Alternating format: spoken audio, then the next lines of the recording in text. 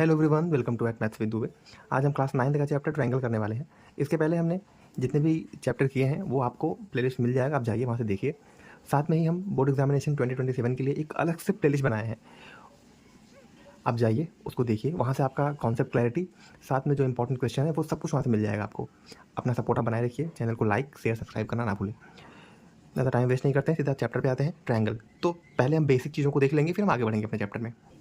तो अगर हम ट्रायंगल देखें, ट्रायंगल क्या होता है? एक close figure with 3 angles and 3 sides. मतलब जैसे अगर मैं 3 साइड्स लूँ, एक साइड ये, एक साइड ये, एक साइड ये, तो क्या ये ट्रायंगल है? तो क्या ये ट्रायंगल है? नहीं। क्या होना चाहिए? जो फिगर होना चाहिए वो क्लोज, जैसे ये है, ये हमारा क्लोज फिगर है। इसमें 3 साइड्स हैं और 3 एंगल हैं, और साथ ही में इसके 3 वर्टिसेस भी हैं। अगर आप ध्यान दें तो वर्टिसेस आपको, अगर आपको वर्टिसेस के बारे में जानना है, क्या होता है, क्या कैसे होता है, ये सारा कुछ जो है इसके पिछले वाले चैप्टर में हम बहुत अच्छे तरीके से बताए हैं, आप जाइए वहाँ से देखिए। और ये जहाँ पे 2 साइड्स आके मिल रही है, यही होता है वर्टिसेस। तो एक ये होगा, एक ये 3 वर्टिसेस, 3 एंगल्स, 3 साइड्स, ये हमारा हो जाता है ट्रायंगल। ये बेसिक चीज़ें हैं, मैं समझ कर चल रहा हूँ, ये आपको पता होगा, ठीक है। अब ट्रायंगल्स के टाइप क्या? तो बेस्ड ऑन साइड और बेस्ड ऑन एंगल्स, तो यहाँ से हम देख सकते हैं। तो इसमें 3 होते हैं, इक्विलेटरल, आइसोसेलेस एंड स्केलन। मैं ये मानता हूँ आप इन सब चीज़ों से अवेयर होंगे, फिर भी एक हम क्विक इसका रिवीजन कर लेते हैं। इक्विलेटरल में क्या होता है कि जो उसके तीनों साइड्स इक्वल, इसमें 2 साइड्स इक्वल, इसमें एक भी साइड इक्वल नहीं होते हैं, not a single side equal, बराबर। अब हम अगर ये देखें कि बेस्ड ऑन एंगल, तो क्या होते हैं? Acute angle triangle, right angle triangle, obtuse angle triangle. Acute angle में क्या होता है? All 3 internal angle measures less than 90, बराबर। और राइट एंगल में exactly one internal angle measure exactly 90 degree. और इसमें क्या हो जाएगा कि exactly one internal angle measures greater than 90। इसका मतलब क्या हुआ? इसमें इन तीनों में जो एंगल होंगे, देखो एक ट्रायंगल अगर मैं बनाऊँ जैसे यहाँ पे, तो इसमें क्या है, मैं एक्यूट की बात कर रहा हूँ, एक्यूट वाले में, तो उसमें जो तीनों एंगल होंगे वो इंटरनल एंगल सभी लेस देन 90 होंगे, बराबर। इसमें क्या हो जाएंगे? Less than 90। और राइट एंगल ट्रायंगल में एक एंगल क्या हो जाएगा? ये 90 डिग्री। और इसमें क्या हो जाएंगे? इसमें एक एंगल जो है, जैसे मैं ये बनाऊँ ये, तो इसमें एक एंगल जो होता है, इंटरनल एंगल की बात कर रहा हूँ मैं, जैसे 3 इंटरनल एंगल यहाँ पे है, तो एक इंटरनल एंगल ग्रेटर देन 90 हो जाएगा, बाकी ये लेस देन 90 रहेगा, बराबर। अब हम देखते हैं कॉन्ग्रुएंस ऑफ ट्रायंगल। तो कॉन्ग्रुएंस का मतलब ये होता है कि सेम साइज सेम शेप, मतलब अगर 2 फिगर हैं, अगर वो इक्वल इन ऑल रिस्पेक्ट्स हो जाए तो वो क्या हो जाता है? कॉन्ग्रुएंस। मतलब ये है, अगर हम ट्रायंगल की बात करें कि कॉन्ग्रुएंस ऑफ अ ट्रायंगल का मतलब होता है जब 2 ट्रायंगल, जैसे ये 2 ट्रायंगल दिए गए हैं, 2 ट्रायंगल का शेप और साइज़ बिल्कुल एक जैसे, मतलब आइडेंटिकल हो, तो वो क्या हो जाता है? Congruence of triangle. मतलब अगर आप ट्रायंगल एक को उठाओ और इसके ऊपर रख दो अगर, ठीक है, मतलब इसको उठाओ और इसके ऊपर अगर रख दो तो ये पूरी तरीके से ये कवर कर लेगा, तो ये क्या हो जाता है? कॉन्ग्रुएंस।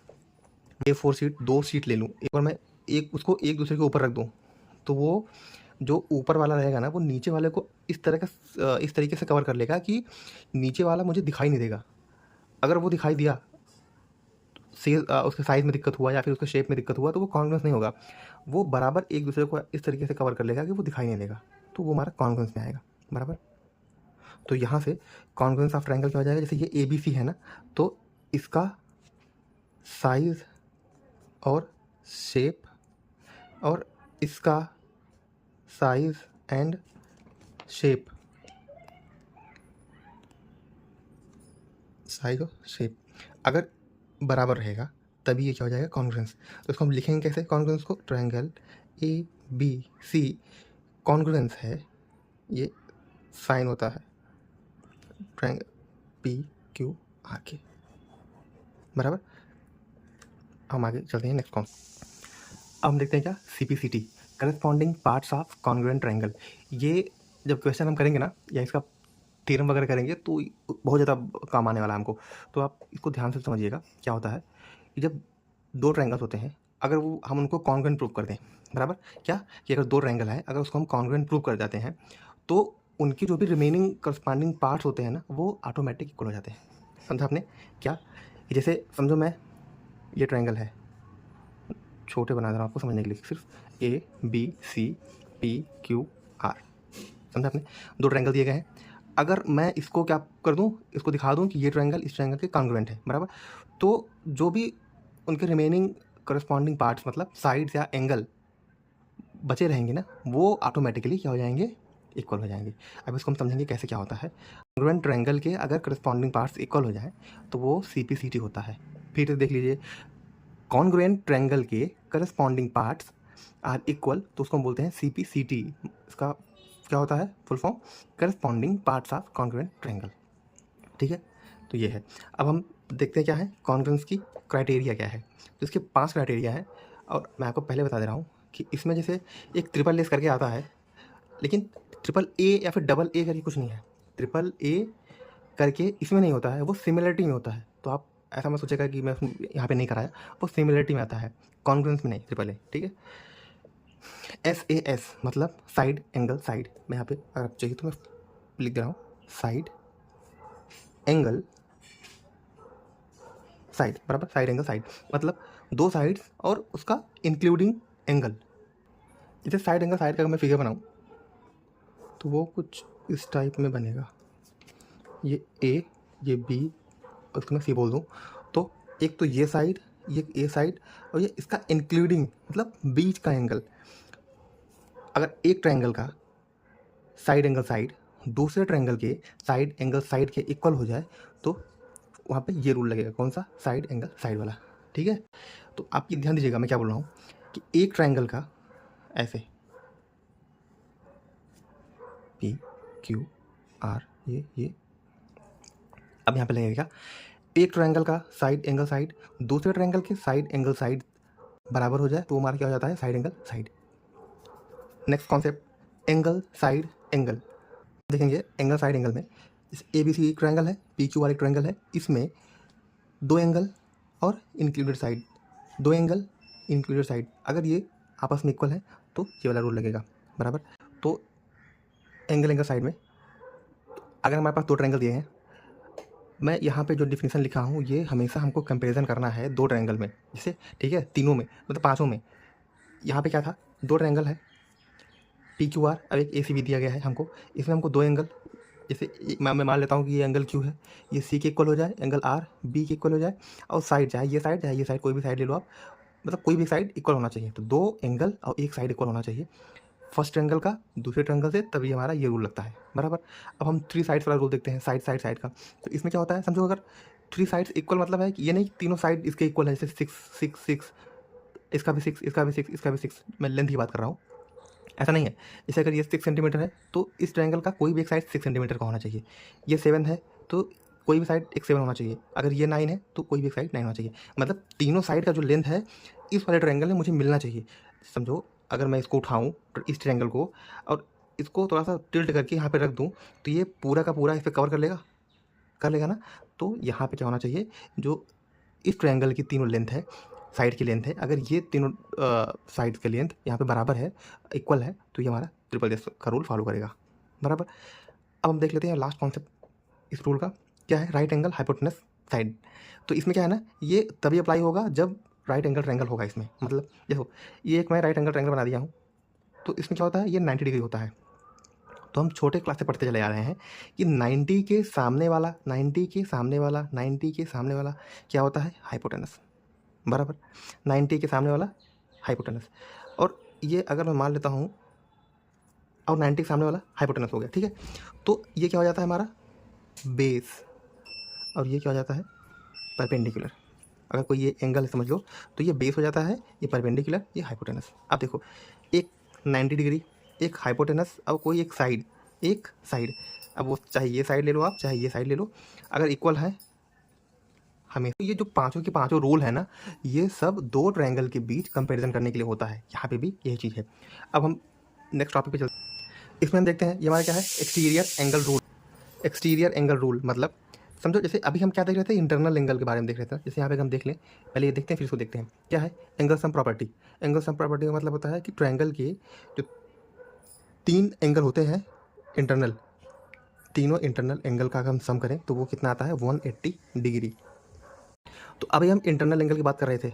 अगर हम बी सी को एक्सटेंड कर दूँ या ए सी को एक्सटेंड कर दूँ या ए बी को एक्सटेंड कर दूँ, तो यहाँ पे जो एंगल क्रिएट हो रहे हैं, अगर एक्सटर्नल एंगल, अगर मैं उसका वैल्यू पूछ लूँ तो कैसे आएगा? तो वही चीज़ बताने के लिए मैं एक्सटीरियर एंगल रूल की बात कर रहा हूँ, समझो। यहाँ पे जैसे मैं बात करूँ एंगल ए सी डी, क्या है? एक्सटीरियर एंगल है, मतलब वो ट्रायंगल के बाहर है। ट्रायंगल के अंदर कौन कौन से हैं? 1 2 3, ये ट्रायंगल के बाहर है। तो अगर हमारा एक्सटीरियर एंगल होता है ना, वो इसके अपोजिट जो एंगल होते हैं, दोनों एंगल इसके अपोजिट दोनों एंगल होते हैं, उनके सम के इक्वल होता है। मतलब एंगल ए सी डी जो हो जाएगा, ये एंगल 1 एंगल 2 के बराबर होगा। यही है एक्सटीरियर एंगल रूल। मतलब जो एक्सटीरियर एंगल होता है वो अपने अपोजिट वाले दोनों एंगल के सम के इक्वल होता है। यही हमारा होता है exterior angle rule. Next concept पे चलते हैं। यहाँ से हम 3 थ्योरम प्रूफ करने वाले हैं जो कि बहुत इंपॉर्टेंट होते हैं। ये हर साल लगभग आ जाते हैं एग्जाम में, तो आपको ये करके जरूर जाना है, ठीक है। तो पहला क्या है, यहाँ पे हम देखेंगे कि जो आइसोसेलेस होता है जिसकी 2 साइड्स इक्वल होती है ना, तो उसके 2 इंपॉर्टेंट प्रॉपर्टीज उसको हम देख लेते हैं। पहला क्या है, angles opposite to equal sides of an isosceles triangle are equal. मतलब समझ में आया कि मैं क्या बोला? मतलब ये एक ट्रायंगल दिया गया है हमको ए बी सी, इसमें दिया है कि जो ए बी है, 2 साइड्स ए बी और ए सी, ये कि दोनों क्या है? इक्वल हैं। तो इनके जो अपोजिट एंगल होंगे ना, इसके अपोजिट एंगल कौन सा है? बी, इसके अपोजिट एंगल कौन सा है? सी। तो ये भी इक्वल होते हैं, यही हमको प्रूफ करना है। तो करते क्या है, हम सबसे पहले हम कंस्ट्रक्ट करेंगे क्या कि इस ट्रायंगल में हमने क्या किया कि एक ए डी ड्रॉ किया। ये ए डी क्या है? एंगल बाइसेक्टर है, ए का एंगल बाइसेक्टर है, ए का एंगल बाइसेक्टर है क्या? ए डी, बराबर। तो ये बी सी पे आया, बी सी पे ए डी क्या हो गया? परपेंडिकुलर हो गया। समझा आपने क्या? ये एक ट्रायंगल था, इस पे हमने एंगल ए का बाइसेक्टर ए डी ड्रॉ किया जो कि बी सी पे आया, बराबर। अब ये क्या करेगा कि अब ये 2 हमारे यहाँ से ट्रायंगल बन जाएंगे। तो इसमें अगर हम देखें तो बी ए डी जो हमारा ये वाला एंगल है, ये वाला एंगल इस वाले एंगल के बराबर होगा। क्यों? क्योंकि ये क्या है? एंगल बाइसेक्टर है। ये इस वाले एंगल को 2 इक्वल पार्ट में डिवाइड कर देगा, बराबर। तो यहाँ से हमने इसको लिख लिया।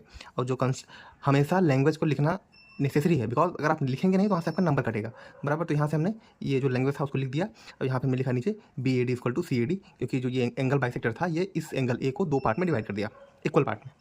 तो यहाँ से लिखेंगे गिवन। गिवन क्या था कि ए बी सी हमारा ट्रायंगल है, उसमें ये ए बी और ए सी आपस में इक्वल हैं, 2 साइड्स, बराबर।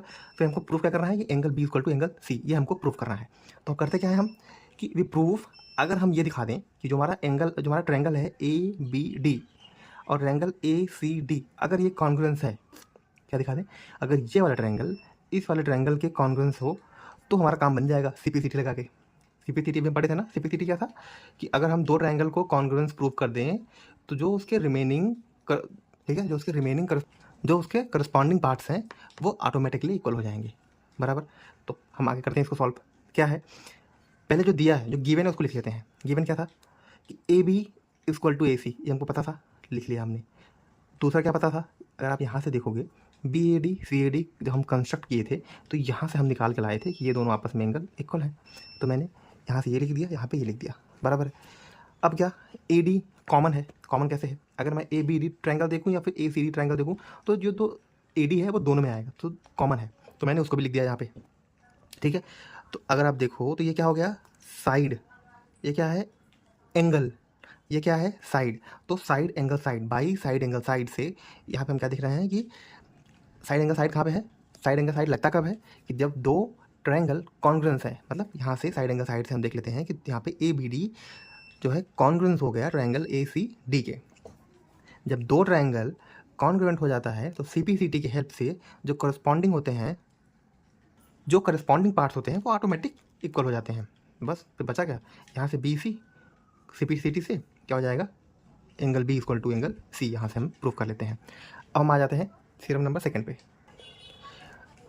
The sides opposite to equal angles of a triangle are equal. अगर आप देखोगे ना तो वो बस उसी का, ये जो है ना ये कन्वर्स है उस चीज़ का। इसमें क्या है, एक ट्रायंगल दिया गया हमारे पास पी क्यू आर है, इसमें उसमें क्या था कि साइड बराबर थे, एंगल प्रूफ करना था। इसमें क्या है कि जो एंगल है, समझ में आया ना? तो ट्रायंगल था, उसमें हम ये दिखा देंगे कि एंगल क्यू एंगल आर के इक्वल है। हमको ये प्रूफ करना है कि जो हमारा पी क्यू है वो पी आर के इक्वल है। तो ठीक, बस वही आ जाते हैं अपने कंस्ट्रक्शन पे। करते क्या है कि जो एंगल पी का है एंगल पी का बाइसेक्टर लेते हैं, एंगल बाइसेक्टर पी एस, जो कि किस पे आएगा, क्यू आर पे आएगा। तो ये पी एस जो है एंगल पी को दो इक्वल पार्ट में डिवाइड कर देगा। ठीक, तो यहाँ से हम निकाल लेंगे, अगर देखेंगे तो जो हमारा एंगल क्यू पी एस है, एंगल आर पी एस के इक्वल हो जाएगा। तो यहाँ से मैं लिख दे रहा हूँ कि एंगल क्यू पी एस क्या हो जाएगा, एंगल आर पी एस के इक्वल हो जाएगा। ठीक है, तो हम प्रूफ पे आते हैं अपने। तो जो गिवन था उसको लिख लिया, प्रूफ क्या करना था उसको लिख लिया। अब प्रूफ करेंगे क्या, कि triangle P Q S, triangle P R S, अब दोनों को हम कंपेयर करेंगे, फिर इसको हम करेंगे सॉल्व। करना क्या है, कॉन्ग्रुएंस प्रूफ करना है। कॉन्ग्रुएंस जो प्रूफ कर लेंगे तो उसके बाद सीपी सीट लगा के जो रिमेनिंग था उसको हम बराबर दिखा लेंगे। सही है, तो यहाँ से एंगल आर एंगल क्यू बराबर है, गिवन था, लिख लिया। कंस्ट्रक्शन से angle Q P S angle R P S के इक्वल था, उसको भी मैंने लिख दिया। अब बचा क्या, पी एस है, पी एस दोनों में कॉमन है, इस वाले ट्रायंगल में भी कॉमन है, इस वाले ट्रायंगल में भी कॉमन है, तो वहाँ पे लिख दिया। तो ये क्या हो गया, एंगल, ये क्या है एंगल, ये क्या है साइड, ये एंगल है, ये भी एंगल है, ये साइड है। तो एंगल एंगल साइड से हमारा जो है ये दोनों ट्रायंगल क्या हो गए, कॉन्ग्रुएंस। कौन कौन से, angle P Q S angle P R S, ये क्या है हमारे कॉन्ग्रुएंस हो गए। जब दो ट्रायंगल कॉन्ग्रुएंस होते हैं बाई सीपीसीटी, जो करस्पॉन्डिंग पार्ट्स हैं वो ऑटोमेटिकली क्या हो जाते हैं, इक्वल। तो कौन से बचे, पी आर और पी क्यू और पी आर, ये दोनों बचे थे, ये ऑटोमेटिकली क्या हो जाएंगे, इक्वल। तो ये हमारे यहाँ से इक्वल हो जाएगा। यहाँ से आपको दो समझ में आ गया। और मैं जाते हैं अपने लास्ट पे, ये है हमारा थर्ड और इस वीडियो का लास्ट प्रॉपर्टी, लास्ट थ्योरम। इसमें क्या है कि इक्विलेटरल ट्रायंगल की प्रॉपर्टी है ये हमारा जो ट्रायंगल दिख रहा है आपको इक्विलेटरल है। इक्विलेटरल मतलब ये तीनों जो साइड्स हैं आपस में इक्वल हैं, बराबर। तो इसमें हमको दिखाना है कि show that the angles of an equilateral triangle are equal and each of them is 60 degree. मतलब हमको ये दिखाना है ये तीनों साइड आपस में इक्वल हैं और साथ में एंगल ए, एंगल बी और एंगल सी क्या है, बराबर है। तो गिवन क्या दिया गया है, ए बी सी इक्विलेटरल है, तो मैंने लिख दिया ए बी सी इक्विलेटरल है। अगर इक्विलेटरल ट्रायंगल है तो हमको ये पता है कि ए बी बी सी सी ए या ए सी आपस में इक्वल होते हैं, मैंने यहाँ पे उसको लिख दिया। प्रूफ क्या करना है, प्रूफ ये करना है कि each of them is 60 degree. सभी को हमको दिखाना है कि जो इसके एंगल हैं वो कितने हैं, 60 डिग्री के हैं। तो टू प्रूफ में मैंने ये डाल दिया कि angle A, angle B, angle C कितने हैं, 60 डिग्री हैं। तो प्रूफ करेंगे। तो अभी हमने जस्ट फर्स्ट सेकंड से या उसके पहले आइसोसेलेस की प्रॉपर्टी देख के आ रहे हैं। तो उसमें क्या था कि अगर इक्वल क्या होते थे, इक्वल साइड्स के सामने वाले एंगल्स इक्वल होते थे। जैसे ये ए बी है तो ए बी के सामने जो एंगल है सी, ये इक्वल होगा, ए सी के सामने का ये इक्वल होगा। मतलब समझ आ गया ना कि इक्वल साइड के सामने वाले एंगल इक्वल होते हैं। यहाँ से हम लगाते हैं क्या, कि ए बी ए सी के इक्वल होगा। कैसे, इक्विलेटरल से, क्योंकि ये तीनों साइड बराबर है ना भाई। तीनों साइड बराबर है तो हम यहाँ से ये दिखा सकते हैं ना कि ए बी ए सी के इक्वल है इक्विलेटरल से। आपको लिखना पड़ेगा रीज़न कि क्यों इक्वल है। जब ए बी ए सी के इक्वल है तो मैं यहाँ से दिखा सकता हूँ कि ए बी के सामने वाला एंगल एंगल सी और ए सी के सामने वाला एंगल बी, यहाँ से ये दोनों आपस में इक्वल होंगे। यहाँ पे मैं लिख दे रहा हूँ रीज़न क्यों, कि angles opposite to angle sides equal, angles opposite to angle sides equal, इस प्रॉपर्टी की वजह से ये यहाँ से आ गया। ये मान लेते हैं कि ये फर्स्ट इक्वेशन। फिर तीनों साइड बराबर है तो हम करते क्या है, यहाँ से ले लेते हैं कि ए बी बी सी के भी बराबर है इक्विलेटरल ट्रायंगल से। अगर ए बी बी सी के बराबर है, किस रीज़न की वजह से, इक्विलेटरल के, ये इक्विलेटरल ट्रायंगल है ना, तो ए बी बी सी के बराबर होगा। अब देखो ए बी के सामने वाला एंगल कौन सा है, सी, एंगल सी, ये बराबर किसके हो जाएगा, बी सी के। तो बी सी के सामने वाला कौन सा है, एंगल ए, तो एंगल सी एंगल ए के बराबर हो जाएगा। रीज़न लिख देंगे क्या, कि angles opposite to angle side are equal. इसको हमने ले लिया, ये क्या हो गया, सेकेंड इक्वेशन। अब करते क्या है, फर्स्ट और सेकेंड से अगर आप देखेंगे, एंगल सी बराबर बी, एंगल सी बराबर ए, एंगल सी बराबर बी, एंगल सी बराबर ए, यहाँ पे भी सी है, यहाँ पे भी सी है। तो अगर सी बी के बराबर होगा, सी ए के बराबर होगा, तो ए बी के बराबर हो जाएगा, नहीं हो जाएगा, हो जाएगा ना। मैं लिख दे रहा हूँ from 1 and 2 angle A equal to angle B equal to C. यहाँ से ये आ गया कि जो सारे के सारे एंगल हैं वो क्या है, इक्वल है। इक्वल तो मैंने प्रूफ कर दिया, मुझे दिखाना क्या है, मुझे दिखाना ये है कि तीनों एंगल 60 डिग्री के हैं। तो यहाँ से मैं लगाऊंगा angle sum property. Angle sum property में क्या था, जो ट्रायंगल होता है ये, जैसे ये एक मैं ट्रायंगल बना लूँ, ए बी और सी, ये इन तीनों एंगल का जो सम होता है वो होता है 180 degree. Angle A, angle B, angle C को मैं ऐड करूँगा तो वो 180 डिग्री आएगा। तो यहाँ से मैं लिख दे रहा हूँ A plus B plus C equal to 180 degree. क्यों, एंगल सम प्रॉपर्टी की वजह से। यहाँ से ये सब आपस में इक्वल है तो बी की जगह मैं ए लिख सकता हूँ, लिख दिया। सी की जगह मैं ए लिख सकता हूँ, लिख दिया। तो एंगल ए कितनी बार हो गया, 3 बार। तो 3 times angle A equal to 180 degree. यहाँ से एंगल ए मैं कितना निकालूंगा, 3 इधर जाएगा तो 180 जब डिवाइड कर देगा 3, जब 180 को 3 डिवाइड करेगा, तो यहाँ से एंगल ए की वैल्यू आ जाएगी 60 डिग्री।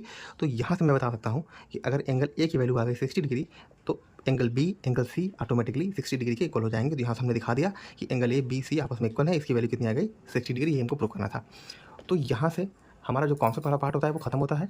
और आगे नेक्स्ट जो हम करेंगे वो नेक्स्ट चैप्टर आपको जल्दी मिल जाएगा, और PYQ साथ में जो इसके मोस्ट इंपॉर्टेंट क्वेश्चन है वो आपको जल्दी मिल जाएंगे। आप सपोर्ट बनाए रखें, चैनल को लाइक शेयर सब्सक्राइब करना ना भूलें। Thank you so much.